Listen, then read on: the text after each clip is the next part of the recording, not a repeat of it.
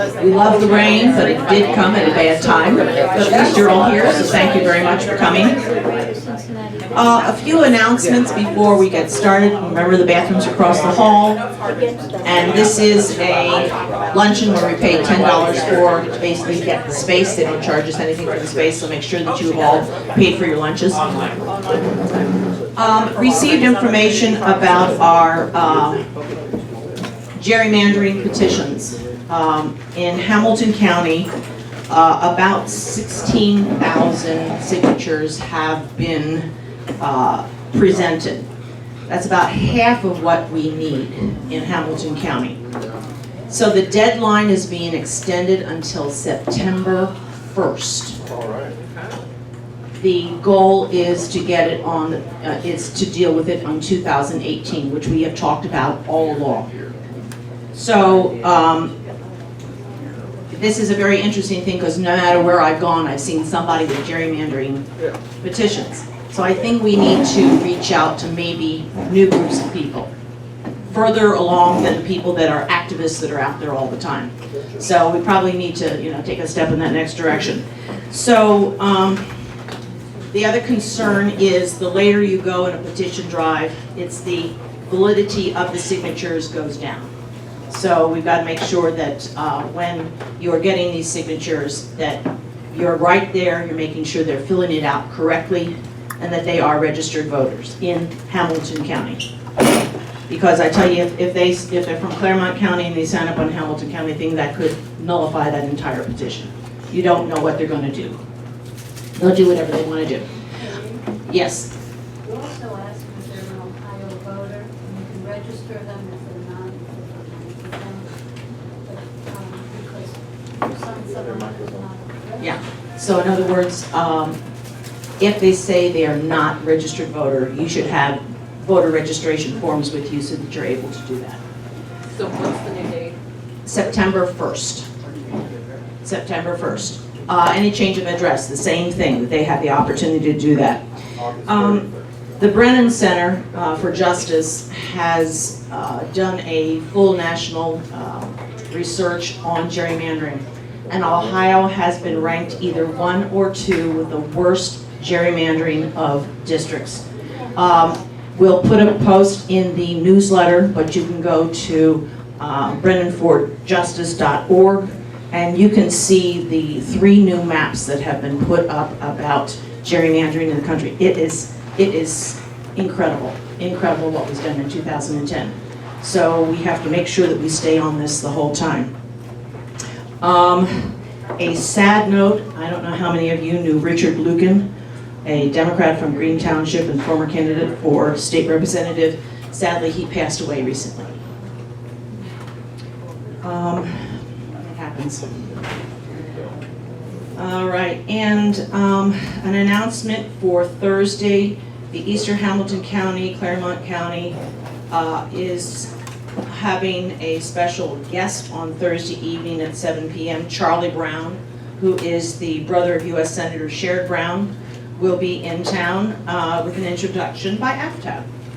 And so it starts at 7 o'clock. It's at St. Timothy's Church on Beachmont Avenue. So we will also include this in the newsletter, so we'll have that, but we don't know how fast the newsletter will get out. So anybody that you know, that's Thursday at St. Timothy's. Another thing, Alberta is in Peru. She'll be back on Thursday. We hope.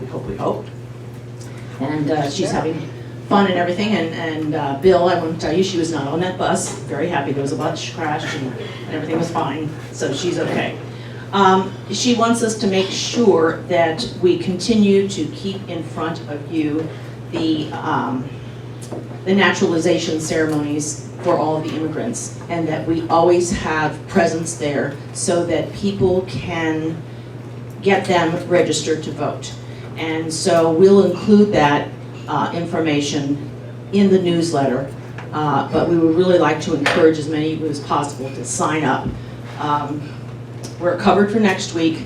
I think we're covered for the 28th, but the following week after that, we need people to cover. So we'll be able to cover each one of those. They're in different locations all across the tri-state.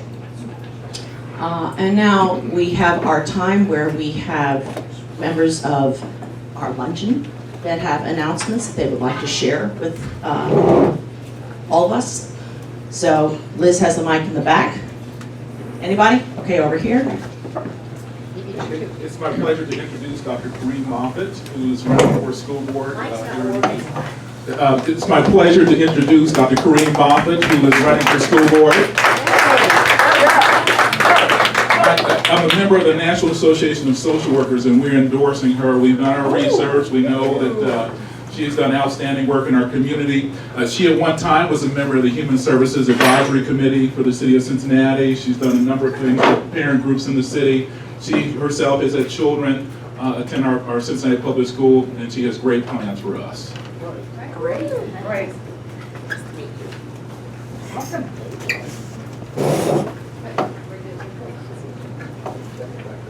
I got to hear Bernie on Sunday at Covington, and there's a rally Thursday at 7:30 at Pyatt Park, which is by the library, about Medicare for all. Thursday, 6:30 by the library. Who's organizing? The Socialist Alternative, UC, Socialist Kids, I think. I just added some more copies of my summary of Jane Mayer's book, which I do believe is the best explanation of why we have Trump, and specifically the Trump agenda, which comes directly from the fossil fuel billionaires. Anyone else? Robert. How's everybody doing? Good to see everybody. Good, great. Great, all right. Robert Sturdivant from the Cincinnati Educational Justice Coalition. We have our monthly meeting on Tuesday. Oh, I'm sorry, next Thursday, excuse me. I'm sorry. 6 o'clock down at the Fire Museum. And we have an event coming up in at the end of the month. One of our most active members, Sarah Stithlin, who's a professor at UC, has written a book called The American Public Education and the Responsibility of Its Citizens in the Era of Accountability. So it's kind of if you want to know anything about public education, she's an expert. She's writes a pretty entertaining book. So we're going to have a Meet the Author night down at the Fire Museum on the 25th. And if you buy a book, I've arranged with the publisher to get it at half price. It's usually $30, but we're going to get it for $15. And I got my high arrows to spring for that. So now I got to peddle books. Okay, so we're gonna do that, and then welcome Ms. Moffitt, and because we'll have in August we'll have our candidate forum for the school board, and we'll publish our report card, our recommendations for school board candidates and the mayor's race, and I would think a number of local initiatives, I would think. So I love this event. It's good to see everybody. I always feel like I'm 2 steps behind when I come here. It's either raining or something. It's always hard to get here for me. So I always feel like I'm half a step behind. But it's good to see everybody, and we have a very interesting speaker today, I think. Anyone else? Yeah, as long as we're talking about books that help explain how we got to where we are. I was watching C-SPAN yesterday, a Q&A program, and there was a woman, I think her name is Brooke Gladstone, and it's been a long time since I can say that every word that came out of somebody's mouth was so informative and so illuminary and so right on. She was just brilliant, and I think her book that was just published is called something like The Death of Reality or something like that. Gladstone is her name. Look for her book. It's a very thin, almost, she calls it a pamphlet. So it's not a big read, and it's not expensive. It's under $10.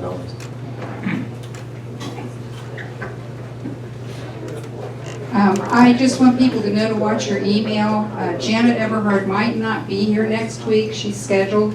We're looking for a replacement, so there's a possibility there'll be a different topic. So as soon as we find out, we'll put the word out so you know who's going to be here. And I want you to be nice to David. He's my special friend, okay? I think that's it. Now it's my opportunity. Oh, wait.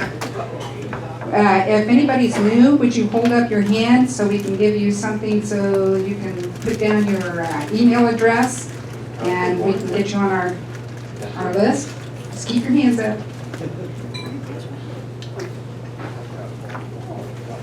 Marlena Brookfield does an amazing job of putting together our newsletter. It is probably one of the most informative newsletters because we have speakers every single week that bring us all kinds of information. And this is a link where you can find all that information, and it's pretty fabulous, the stuff that we get. And we really thank Marlena for doing that. And I knew her a long time ago because I got to teach her daughter Trinity at Tiffany, or Trinity, that's right.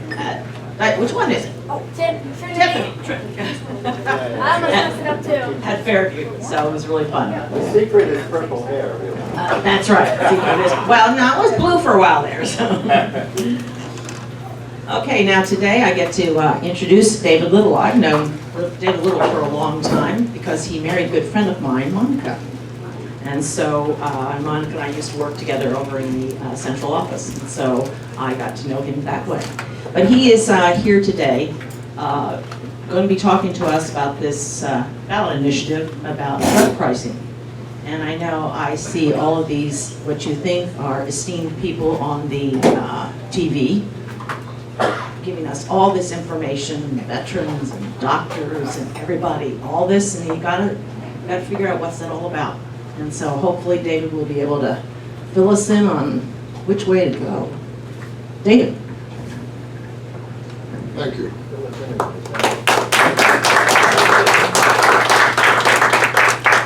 I've stolen a piece of equipment from the establishment here so that my eyesight will be more sufficient, so that my eyesight will be more sufficient. How about that, Kathy? My name is David Little, and I've been doing public communications and consulting for a wide variety of clients, always progressive, for all of my life. But I'm happy to be here today, and I wish to say good afternoon. It's great to be with many Democratic friends, especially my longtime compatriot Liz Ping, who has stood tall with me in demanding accountability and transparency and the hard-fought right to film our own congressman speaking in public places. Liz and I together had the police seize our cameras, and of course we took them to the judicial system and won with the city of Cincinnati and changed politics. My own commitment of embracing politics in search of change really sprung as a child when I was enraptured by Life magazine. And it soon propelled me into activism as my opposition to the war, and soon into directing a congressional campaign as my first job out of college. I wish to impart a warning to those in the front row, maybe that's you, that I am wearing one of my favorite ties today, one that was possessed by my late father. He was a longtime minister with a bent toward plain truths, impassioned content, and he was most blessedly long-winded. So I want to warn you of that today before we get started. As a political consultant, I work only for causes and individuals in which I actually believe, making me a minority amongst my professional brethren. And I can assure you that there are people you may know or liked who are working for the pharmaceutical industry in Ohio today. But I was called of an early age, not for fortune, but because of my internal determination to change what I saw was wrong, and to endeavor to help my country live up to its generous ideals, which we have sought to propel, and today, in the dangerously ugly age of Trump, fight to protect from orchestrated attack and actual dismemberment. I have fought for political ideas best embodied by the modern Democratic Party. I've always been an outlier, asking not why, asking why not, asking for more, asking for boldness and clarity and moral strength, the things that we as a party should always seek. I think of many times when I and my party stood tallest, when we have stood up straight in lonely fights that we were going to lose. But those we knew were going to move our nation toward justice and toward a more perfect union, which we have sought since our revolutionary inception. So what part of the democratic soul does not understand the concept of compassion, and does not support economic justice, and does not accept that collective bargaining brings fairness and acceptance of terms for all parties? In what part of our lives, or our government or organizations, is compromise and openness not the values we embrace and endeavor to instill into our institutions and laws?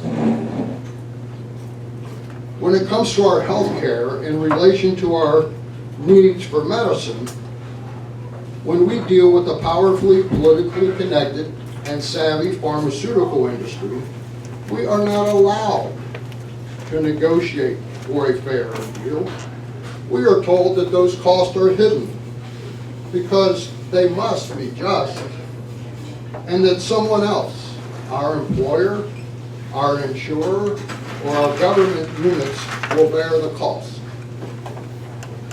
So we all can relax and accept the wisdom and the largesse of the powerful drug companies who dominate our markets. Yeah, right.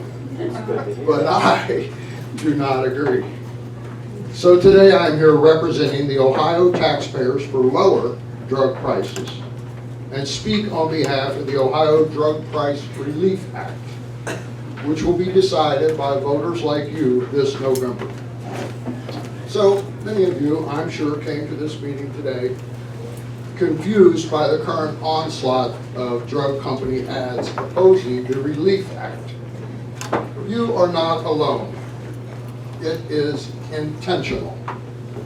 A confused voter always votes no, or doesn't vote at all, which in their situation is even better. They don't want to take a chance. So if they can derail you by confusion or by disinformation or confuse you to the point you don't vote at all, their battle is won. Our unprecedented citizen initiative, just like folks in this room are working on gerrymandering now, we took it to the streets also and got the signatures and was put on the ballot, had to fight pharmaceuticals in the ballot board. They took us to the Ohio Supreme Court. We still won in the Ohio Supreme Court, 6-1, and we're still being attacked by the same law firm and the insider interest, like the Chamber of Commerce and the Manufacturers Association, who we all battled over SB 5. Who here thinks that the Chamber of Commerce defends your interest, or who has ever stood with the Democratic Party, whether it was to protect workers, or health care, or fairness in the marketplace? I don't recall. And who here that thinks that progressive Democrats should stand with drug companies to protect their interests now?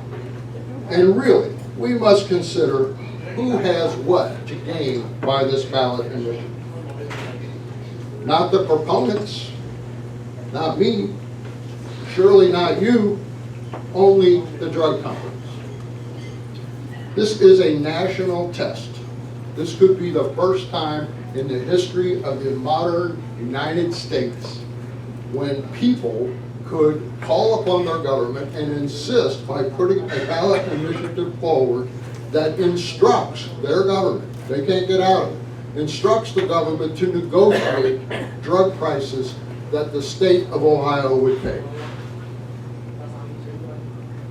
It would save the taxpayers and the state of Ohio money, of course, but of course it is opposed by the drug companies and their business allies.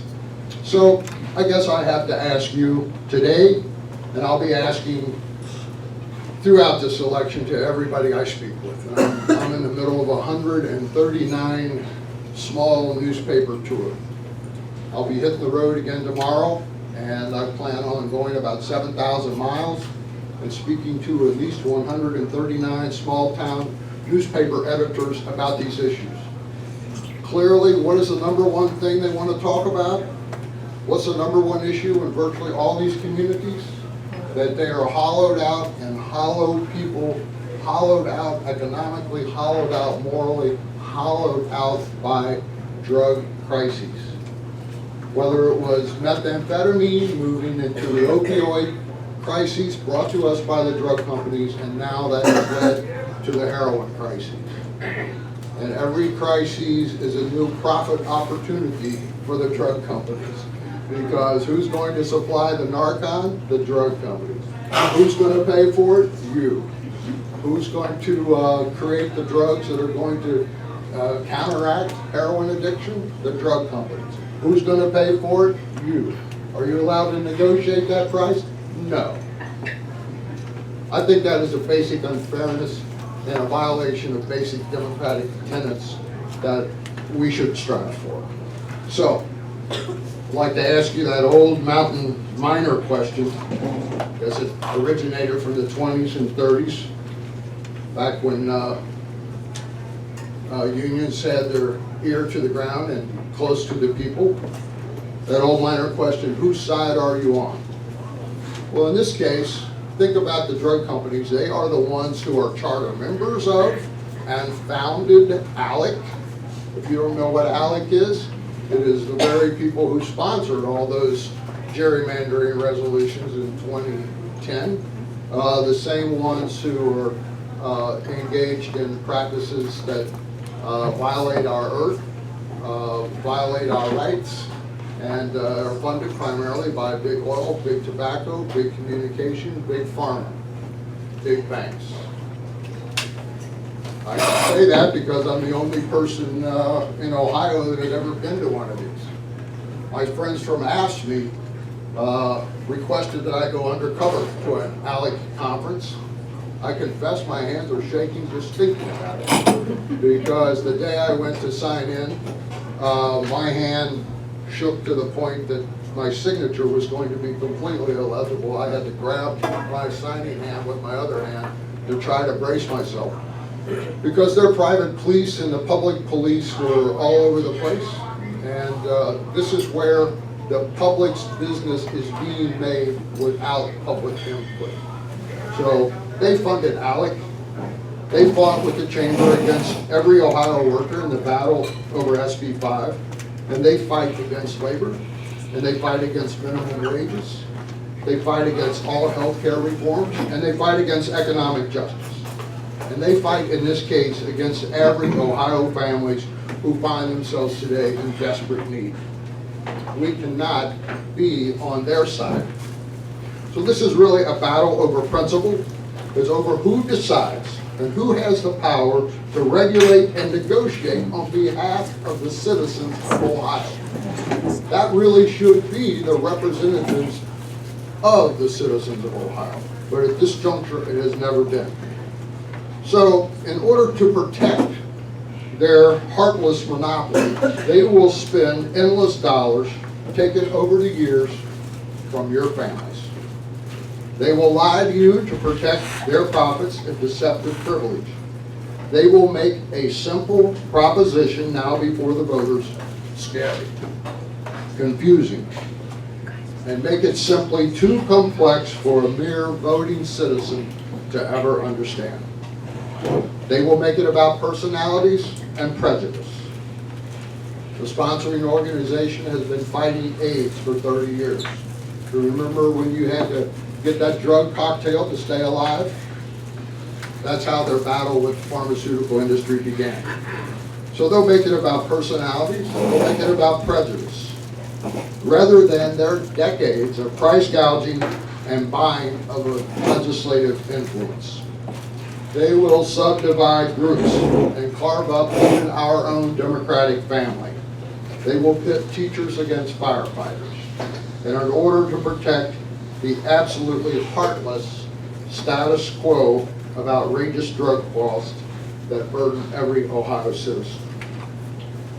We are currently the unwilling captives of the big pharmaceutical industry, which spends millions to convince us that they need monstrous profits to cure your cancer. And yet they spend millions to endlessly advertise so that we can self-diagnose and ask our kind doctor to prescribe us the drugs they say we need. You know, we're the only country in the world that allows advertising of drugs. We're the only country in the world where you sit on your couch trying to watch the news, and then you get sick and can't eat your dinner when you hear about all the potential side effects. I often thought of trying to come up with a poem that listed the side effects in some humorous way, but it's so grotesque I haven't managed that task. But the drug industry will not mention the 1,149 corporate lobbyists they employ in Washington alone, more than one for each of our congressional representatives, or the $245 million they spent last year on lobbying your representatives, or the millions in campaign cash funneled to state and federal lawmakers to keep the economic noose of non-competition wrapped tightly around the neck of every Ohio family. And imagine this, as I said, we're the only country that allows drug companies to market to you in the privacy of your own home. And they spend more on advertising than they do on research. And get this, all you Trump supporters in the room. Hard to find that one. 80% of this research funds are now spent overseas. So apparently they have cheaper guinea pigs overseas. But I'll tell you what, they will not tell you that they've paid over $30 billion in fines for the deception of doctors, for their deception of doctors and consumers. Now, the Republican Attorney General and former Senator Mike DeWine is suing these drug companies for intentionally misleading the public. And guess what? That's catching on. Nan Whaley and Dayton, running for the Democratic nomination, saying the same thing. Senator Brown is working on some of these same issues as well. So, DeWine is suing because they dumped opioids into Ohio without regard, and they left us with an addicted population.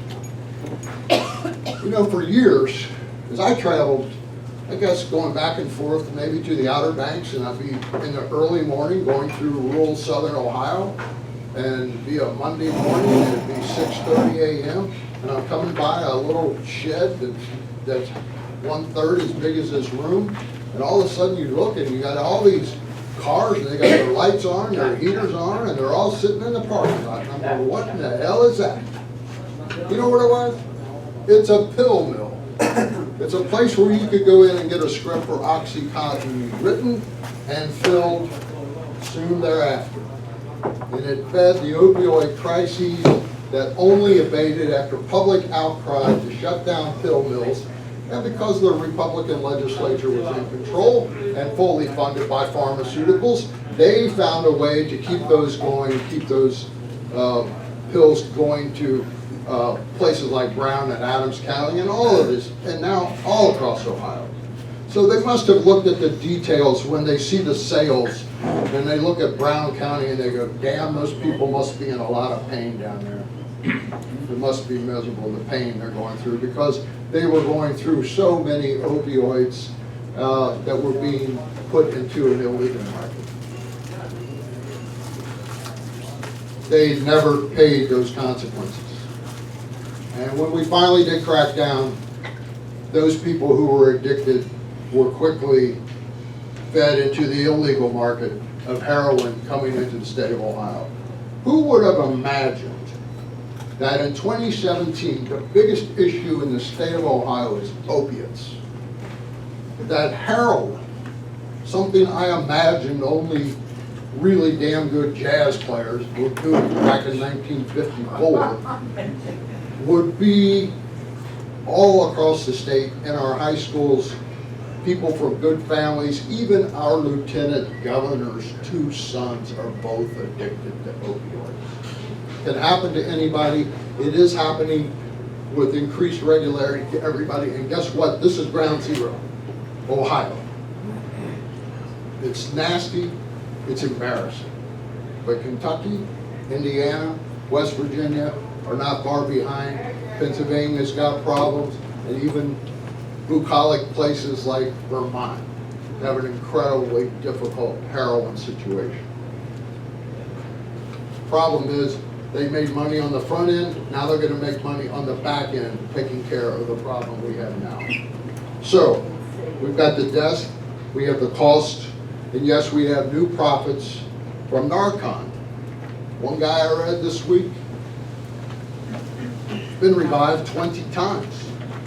Somebody else had to get 6 Narcans to revive. You paid for every one of them. Our EMS people are exhausted, got to be fatigued emotionally and in every other way. You're trying to save people's lives, and then you have people who are almost trying to take their lives, and you're giving it back to them repeatedly. That will be examined particularly when you've got somebody that's done it 20 times. I question that myself as, you know, if you're drunk and you went outside and you fell down in the parking lot and the police came, they would arrest you for alcohol in your system and public intoxication and drunkenness, but you could be revived for the 20th time, and they pet you on the head, even if you have a needle, pet you on the head, they do not arrest you, they do not do anything to you. There are no criminal charges regarding intoxication of the opiates. Well, that seems like a strange thing that perhaps should be addressed, but I think the real reason is there are so many people doing this, we do not have room in our jails.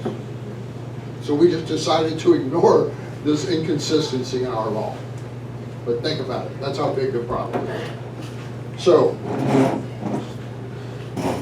as the drug companies are prepared to reap new millions in taxpayer dollars to clean up the mess they have criminally created, they're asking you to believe them when they tell you that our proposal simply won't work.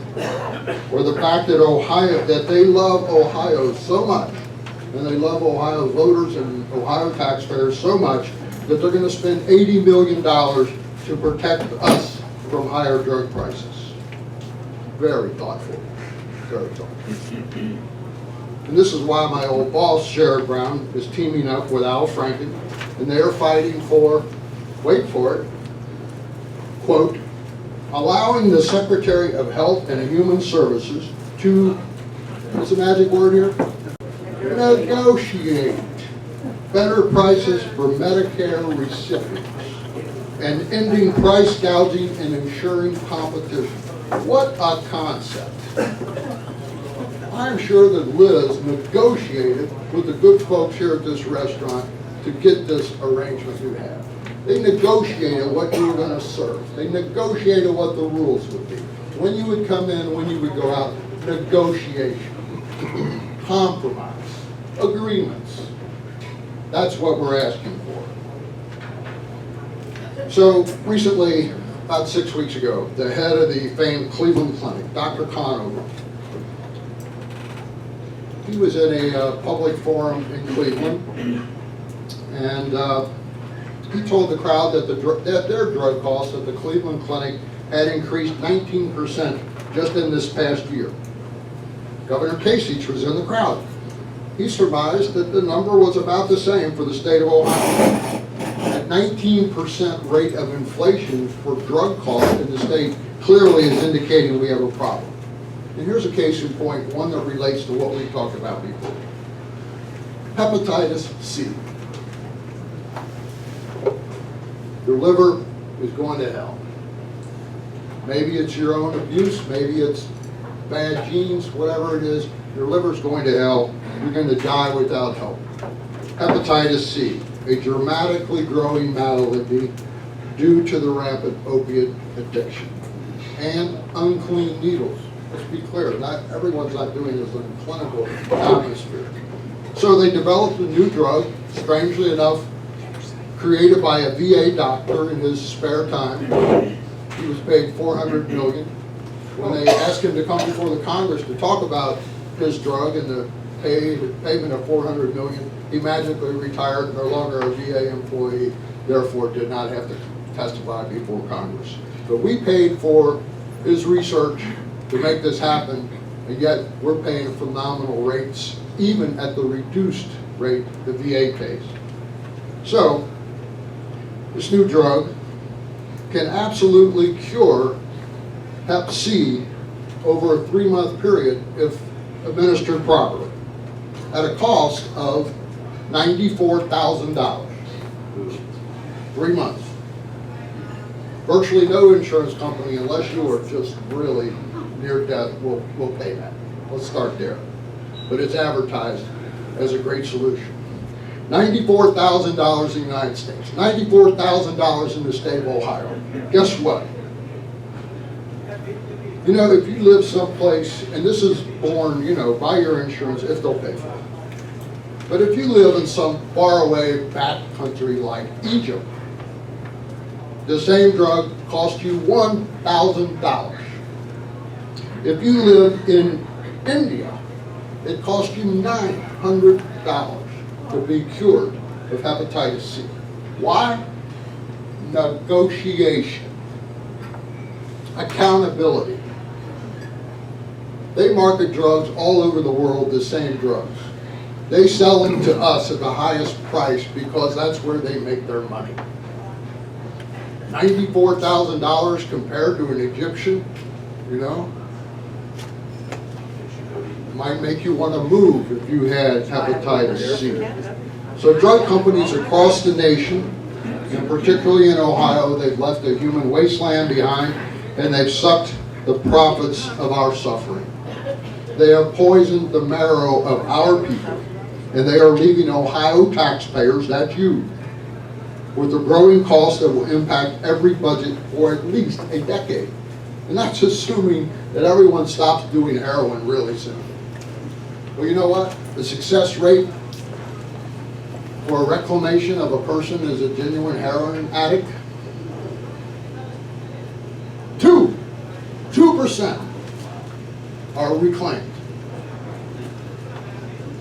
It's an evil thing, but it is a direct result of drug company policies in our state. So, our proposal is simple, and I'll be happy to try and answer any question I can. But our proposal is simple. We insist that Ohio negotiate and obtain the same reduced drug price rate currently given to the Federal Veterans Administration. It is the only thing in all of government where the drug companies will allow negotiation. And that's why you're going to see veterans on here saying, you must hate America because you're going to hurt veterans if you reduce Ohio's drug prices. This is the main thing you're going to see in the commercials. That's why you're going to see veterans on both sides. They've got veterans fully paid for, and we're going to have Max Cleveland, who was head of the Veterans Administration, to simply say that's not true. But our proposal would reduce Ohio drug prices at least 24%, because that would be the same rate that the Veteran Administration pays. Is this for all people or just for the state? It would be all the drugs that the state buys for all prisoners, Medicaid, Medicare, all state programs, all state employees. So it's about 4 million people, just a second. And so that means that there would be a savings of from $400 to $750 million that could be returned to our communities to deal with the same debacle that the drug companies have created. So they must be held accountable, and they will fight this initiative with all they have. Because if citizens are allowed to demand negotiated fairness in drug pricing, which saves their state millions, think about it. How many minutes do you think it will take Indiana and Kentucky and Pennsylvania and West Virginia to demand the same deal for their citizens? It would happen immediately. That is why they will spend whatever is necessary to defeat this ballot initiative here in Ohio. And that's why it is important that we win. And that is why behind every television ad and every lie they will tell during this campaign, and why they are willing to spend $80 million to save you, when in actuality they are saving their own corrupt system of price fixing and deception. But this fall, each of us will have a chance to reverse course. And I need your personal and organizational endorsements. The cards are here today at the literature tables, and some are on your tables. I bless you and thank you for your kind attention. And I'll be happy to take any question you have. One other proviso. This proposal that I'm advocating, the Fair Drug Price Relief Act, has already been endorsed by the Butler County Democratic Party, the Warren County Democratic Party, and as of today, the mayor of Cincinnati, and his leading opponent, Yvette Simpson, also a good Democrat. So we are going to have the majority of city council. Some of our state senators and state representatives have signed on. This is true here and across the state.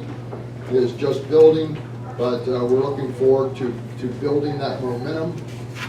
And I believe at a bare minimum that blue counties like Hamilton will step up strongly, and particularly blue cities like Cincinnati will step up strongly and support this ballot initiative this fall, despite this massive campaign of disinformation. So, I'm David Little, I'm more than happy to be here, and I'll try to answer any questions. Okay, we're gonna try to get the mic around to people. If you hold up your hand, we'll get it to you as quickly as possible. And as soon as you ask your question, if you can hand it back, then we can get it to the next person, okay? That's okay. Promise Mike, I'll Okay, go across the room. Okay, we'll work across the room. Just a couple, one question and one thing kind of to ponder about. Sorry, brain fart.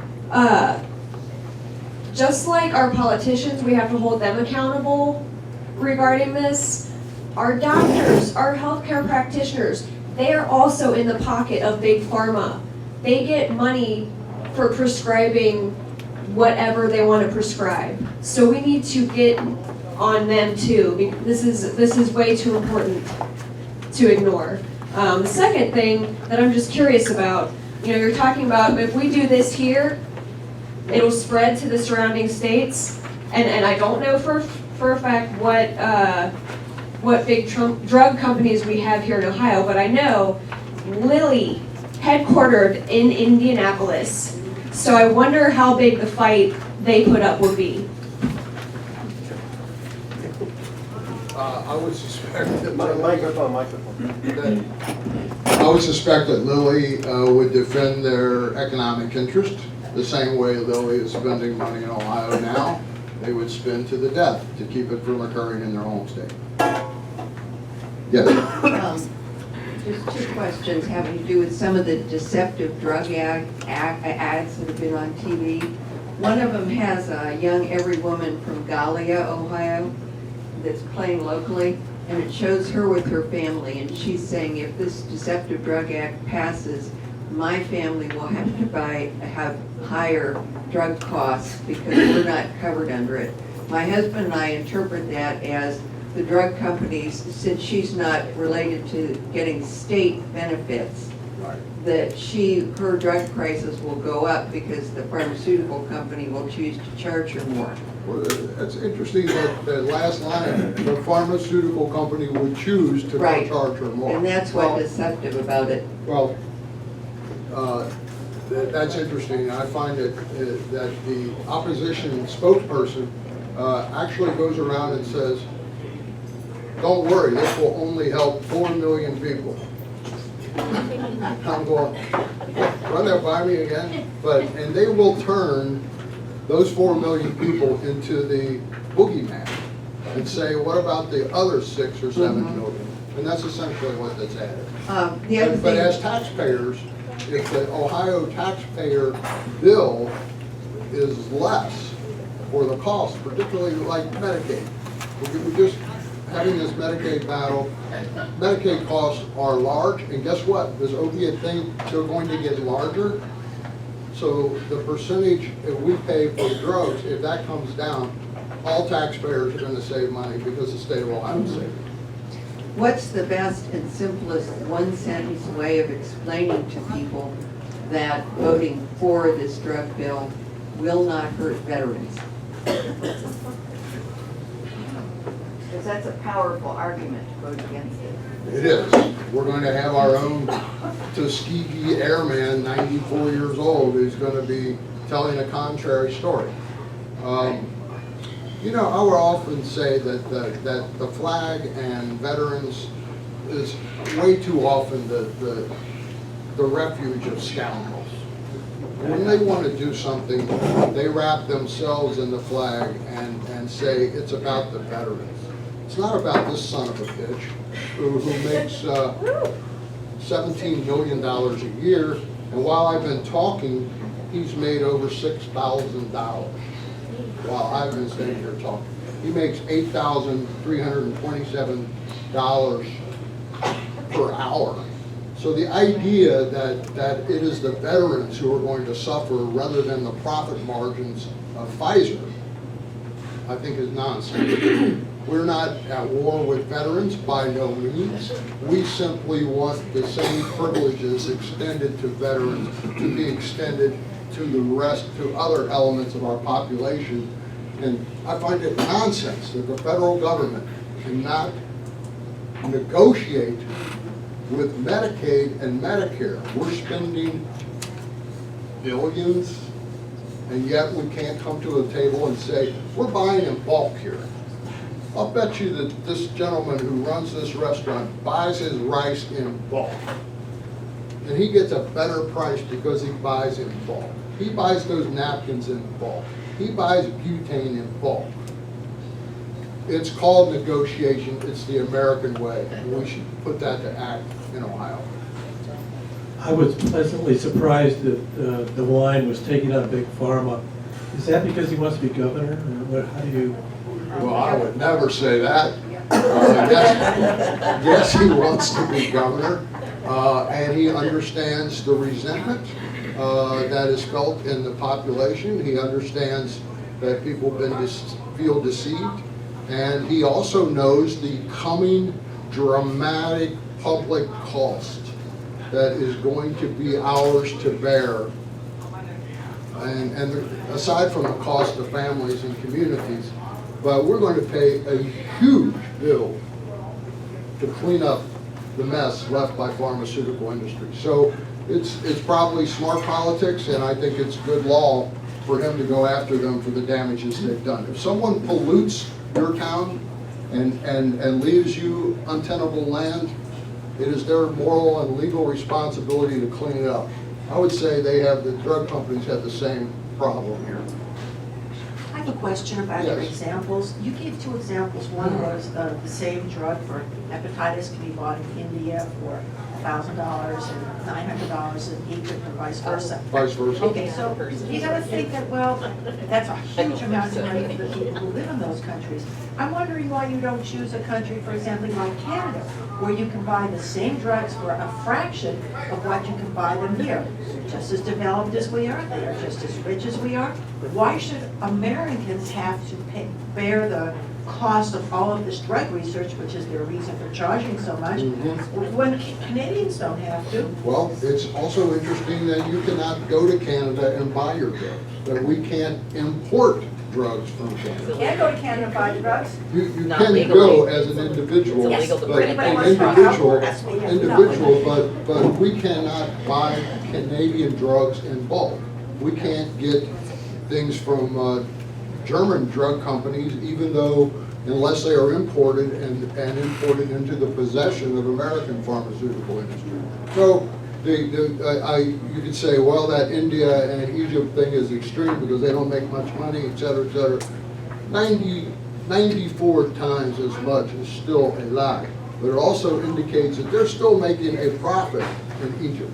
They're still making a profit in India, and you can compare what we pay with what they pay in Great Britain or France or Germany, and it's all virtually a third or a fourth of what we pay. So it's not just a Western world issue versus a third world issue.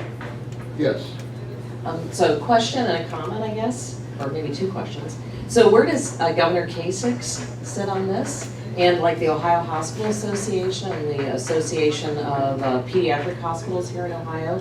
And then you've got some great facts in here, you know, to demonstrate why this would be successful in other states. So I'm hoping that some of those real fact-based information will come out and get away from some of the emotion around the advertising, because I think all that emotion creates part of the confusion. And if you put out facts of states where it's been successful, how much drug costs have come down, and how much drug costs are one of the drivers of expense, I think that helps people sort of conceptualize. Well, one problem with your question is it's never happened anywhere before.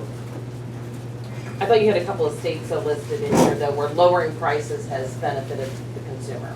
There is no state that has ever been able to negotiate. There was a ballot initiative in California last year. They spent $120 million to defeat it. And there was approximately 37 ballot initiatives in different places. All of you are loyal voters. Can you imagine yourself going through 37 different ballot initiatives to try to get the truth of that?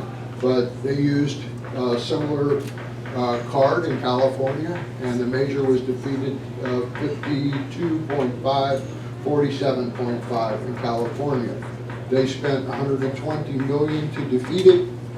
We believe that with a clean ballot that we're going to have in Ohio, and Ohio as the ultimate purple state, that we believe a message that is unobstructed by a deluge of ballot initiatives can be successful here. I think she's talking about those 7 states that you mentioned that have limited the amount that you can pay privately, right? Yeah. Maine, Louisiana. Yeah, it's on the last page. And then just the comment about, you know, other countries, how much they pay less for the, you know, I think it's really shedding a light on the facts around the drug industry would help. But where does Kasich stand on this? Kasich has not come out publicly either way. Is there hope for that? I think there should be hope for that. He is feeling independent. He is feeling compassionate. He has been attacking drug companies. He's been attacking the costs. And it would benefit the state budget. And it definitely impacts the state budget. The reason we're having such trouble now is huge health costs, and the drug costs are a gigantic proportion of that. So clearly, if we had the ability to negotiate drug costs in the state of Ohio, Kasich would be very happy. We'll see what happens. What about the Ohio Hospital Association? Ohio Hospital Association, I can't say for sure, but let me remind you that the pharmaceutical industry has long-standing relationships, long-standing tentacles. You know, whether it's you know, they 80% of the budget of the Diabetes Association, for instance, is paid for by pharmaceutical industry. You know, there's situations across the state where VFWs are all of a sudden getting a new pool table donated by somebody. So they are buying off opinion leaders and buying off organizations because they are so large, so rich, and so the tentacles go so deep that it impacts virtually every organization. I'm gonna guess so they can't all be bought off. That would be my point. I would hope not.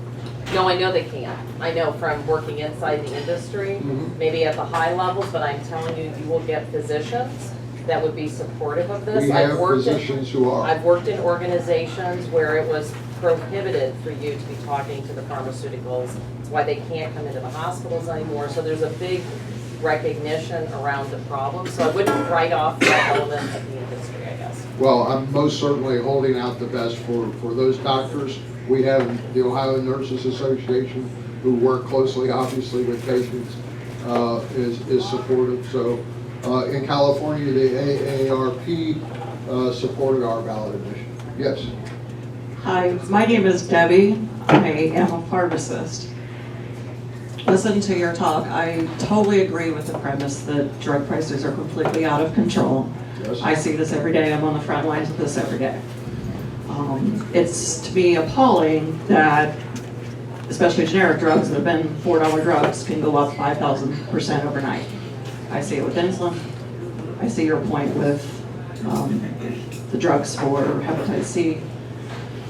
But I have to say, as a pharmacist, I understand how the business works and how pricing happens, whether it's negotiation with the insurance companies for what they reimburse us as pharmacists that run businesses versus what happens in the real world with employers and Medicaid departments and how they negotiate with the insurance company again for what they're... You said negotiate. Well, that's a little bit deceiving of a word, because we in pharmacy don't negotiate with these guys. It's take it or leave it. You either sign a contract and keep your patients and get paid below cost for drugs, or you don't sign a contract and you lose your business. The problem with this bill, and I've researched this, I have the language, I'm very active in the association, so I can tell you our pharmacist association is against it. I can answer your question that the hospital association and the nurses association and the doctors associations have all come out against this. The language is very ambiguous in this bill. I agree something has to be done with drugs costs. I am no friend of the drug companies or the insurance companies. But the language in this bill is not written very clearly, and it's not workable, and there's no guidelines in there. And here's why.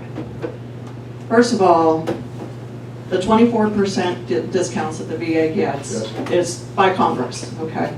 Everybody knows that. But all those prices are secret. Now, on top of that, those drug companies can go back and negotiate with the VA and give additional rebates to bring their costs even further down. Right. That's all in secret. Nobody has access to it. Not Medicaid, not governments, not big employers, nobody. There's no transparency in this industry at all. And transparency and accountability has got to be the big words here. It's all done in secret between the drug company and these middlemen companies. They call them pharmacy benefit managers, but that's who manages the prescription drug plan for companies. And they get their take, because any rebates that come back, for the most part, are going in their pocket and not going back to the one who actually pays the bill. So the problem with this is, first of all, the state wouldn't even know what the VA discounts really are, because so much of this is secret. Second of all, they've also negotiated rebates through Medicaid and so forth that's different. Those all can be invalidated, okay? So we can't drive the costs up for Medicaid in some of the other state plans, because they may have already had rebates that were better than the VA. But it doesn't help any of us who are in private plans through employers that have maybe an individual plan on, say, the ACA's market or Medicare D plans. Because what the drug companies do now is they say, okay, if I'm giving you a discount to put my drug on your formulary, it's basically kind of extortion, because they say, well, then we have to be the primary drug. We're preferred. The other ones in our drug class are not. So they get all the revenue backstream. So they say, I give you a rebate, but everybody else I'm going to raise up my costs to offset what I lose. Yes. So you're losing, first of all, drugs that may be on the formulary that these patients have had that they may not get access to going forward because their drug's taken off the formulary. Second of all, there's nothing to prevent the drug company or the PBM, for that matter, to say, well, I'm going to raise my costs to everybody else to make up for what I lose here. The third part is with our pharmacy, community pharmacy side of it, we have to buy the drugs from wholesalers. We don't get those discounts, okay? We can get some discounts, but we're not going to get the VA's price. And people have to come to our pharmacies to get their prescriptions filled, okay? So the state may negotiate a price say if they do get the VA price on something, they're gonna reimburse us that price. Well, we had to pay a higher cost to actually buy that drug. We can't stay in business unless we make enough money to offset what our costs are. So this doesn't address that. The fourth point that you have not talked about in this is, I don't know if you realize this, but there's language in there that says basically the 4 sponsors of this, who actually come from California, at taxpayers' expense, can intervene at any point, and we have to pay their legal costs if they want to, refute or go to court off of any of these. If the ballot initiative is challenged by pharmaceutical companies, and if the initiators of the ballot issue are the defendants defending a law that the public has approved, then it only stands to reason that, since that is already a public arena defending a public piece of legislation, that legal costs to defend what would now be the law would be paid. Otherwise, they would simply, pharmaceuticals deep pockets, big attorneys could simply sue you to death forever and nothing would ever take place.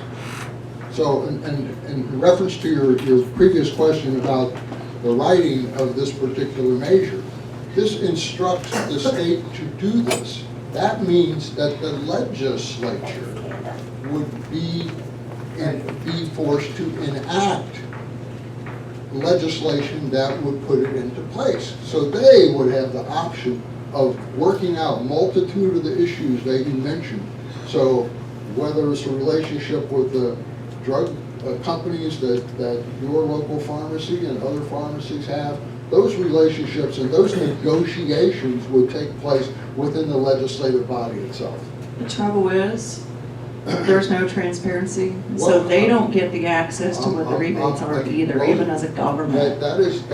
So how do they negotiate? The lack of transparency should not be used as a shield to search for transparency. And the idea that we can be thwarted simply because they keep everything a secret, and the idea that they keep secret a deal that they make with the United States Veterans Administration seems to be wrong on its face. Well, I agree with that, but it's secret all across it. I mean, I could go on for a long time with this, but I was saying, I agree something has to be done, but I just don't think the language in this is good enough to work. It's just not workable the way it's written. I think it's a formula that the legislature can work on and prove and formulate to conform to Ohio's needs and the best interest of the citizens. Can you say that it's like the Healthcare Act that we got to start somewhere? I think that you could come up with any proposal, and everybody and my counterparts will tell you, well, that would be really great. Everybody would love to see lower drug prices, and we would love that to happen, and by golly, that would be great. Wouldn't that be great? But this proposal is just no good. And of course, there's never been another proposal, and there is no proposal that will ever get out of the Ohio House or the Ohio Senate or even the U.S. Congress. And the fact is that our people have been bought off for so long, and pharmaceutical industry and other industries have complicated our lives so much and infiltrated our government so much that we cannot even act on behalf of our citizens when we try. So here's another situation where they say, I would really like this to happen. I would really love for a reform of drug prices in Ohio, but by golly, this is just not the thing. Next year, you come back and spend all that money and all that time and effort, and we'll have another vote. And by golly, next year we might be with you, because if you get a really good piece of legislation, we'll get behind it. David, I have a question for you over here. Yes. Whenever there's an initiative that's in the public interest against the vested interest always has the financial resources to inundate the airwaves and put out a lot of propaganda and society, it is increasingly difficult.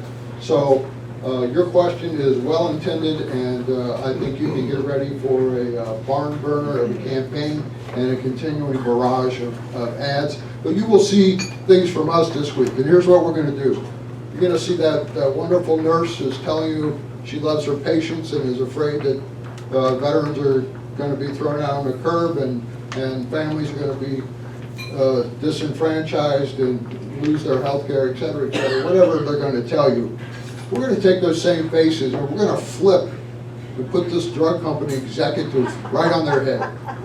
So every time that you have already seen those ads, our ad is going to remind you and call out the BS that ad represents and say, this is who's really talking here, not this hired actor. So Is there a website? Is there a website that? Yes, there is, and it is buried within the literature. I can give it to you. I have a card. Our attorney is Don McTighe, the same gentleman that took care of SB 5. Our communications director is Dennis Willard, who is the campaign director for the Democratic side, for the progressive side, SB 5. One of our key organizers is Greg Schultz, who worked with the Obama campaign, and who Vice President Biden just chose to organize his new vehicle to have a national impact for Vice President Biden. So that's a caliber of people that we have part of our team. It is a Republican state.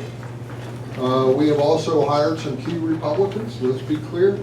The gentleman making our ads has made plenty of Republican ads you might find repulsive. Fact is, they're good ads. We need this to be a bipartisan effort. It cannot be simply Democrats going off. I think that a Trump voter can understand that they're being ripped off as smart as well as anybody else. So this is a nonpartisan effort, and everything I do I will attempt to engage in nonpartisan. I'm speaking to Democrats here. I believe that this is the base for what should be a growing movement, and I believe that independents and most Republicans are frustrated and tired of pharmaceutical greed, and that we need it to stop, and it stops here. Yes, sir. I'd just like to say that even granting your arguments that the bill isn't perfectly written, I love the fact that this is an intervention by voters on an issue that affects all of us. And I just also want to express appreciation for what you're doing is getting people at the grassroots level, getting them to do things that you have to go around to all these places. But I think all of us need to talk to our friends and any groups that we're in, so that the power of the people, to coin a phrase, is really operative in this issue. So I just want to say thanks. Well, thank you, sir. My brother lives in California. He's a retired professor, and he's older than I, but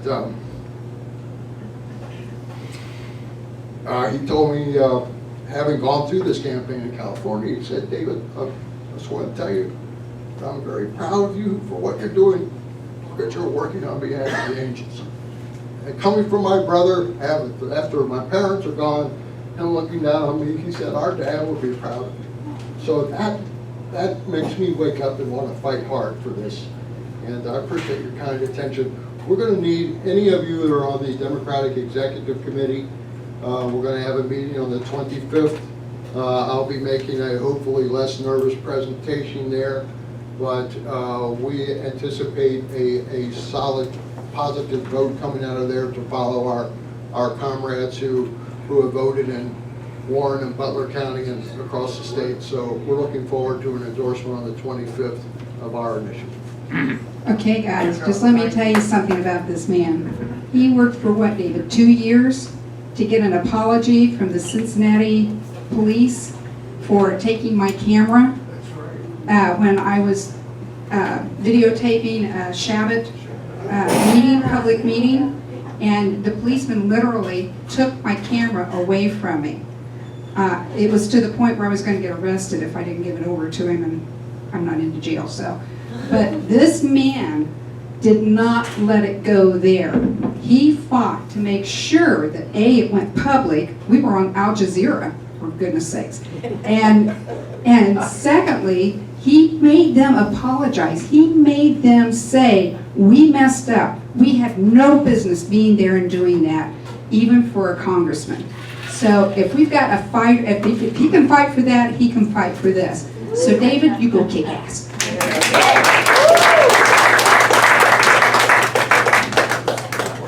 Just a reminder, watch your newsletter, check your emails for our presenter for next week. So we'll let you know one way or the other, what it's going to be. Janet was going to be contacting someone in women's health, and so that would be very interesting for us as well. So we'll do what we can, okay? Thank you very much. Stay out of the rain. Take care. See you next week. Literally just change people's minds who go to the polls to make the decision. And those people are overwhelmed by the flood of television, media ads, and how do you plan to overcome? Because if it goes in Ohio, it's the domino theory. It's going to happen, so they'll put unlimited resources to stop it. Like I said, Dick, we expect them to spend around $80 million. If they come up a month before the election and they're losing, why not another $80 million? It's going to be hard to watch any television and not see their ads. We, fortunately, are the largest AIDS foundation in the world. We operate in 37 countries, the initiators of this ballot initiative that I explained. And they run clinics and sell drugs at the lowest cut rate that they can get. In order, because they treat over 750,000 AIDS patients in 37 different countries around the world. So they've been battling pharmaceutical industry since the beginning, but they have a presence in Cleveland and Columbus, and as such have a stake in policy here. So we're hoping to get outspent 4-1. I think if we're only outspent 4-1, we can win. If we're outspent 8-1, I'm not so sure. But we're committed to spending $18 to $20 million on behalf of this proposal. So we are fortunate that there are not too many public interest groups that have enough money to even make an effort to get something on the ballot. Look how hard they're working all over the state to get this gerrymander thing. That's work. That's volunteers. It requires organization and it requires money even to make progress, no matter what. And when you're fighting one of the biggest, most powerful elements